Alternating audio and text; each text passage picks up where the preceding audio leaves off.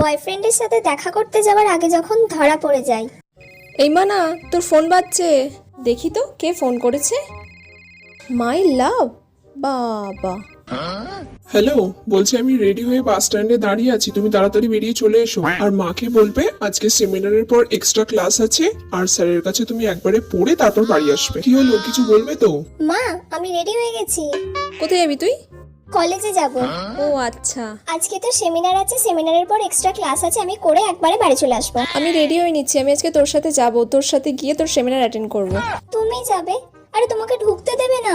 কি ঢুকতে দেবে না? তুই বলবি আমার মা যাচ্ছে। না গো, বাইরের কাউকে অ্যালাউ করে না। যদি না ঢুকতে দেয় আমি বাইরে থাকবো, তোর হয়ে গেলে একসঙ্গে চলে আসবো। যদি ঢুকতে দেয় তাহলে তোর সাথেই ভিতরে যাব, কি আছে। হয়ে গেল আজকে। ঠিক আছে, চলো। তুই চলিস ডালে ডালে আর আমি চলি পাতায় পাতায়।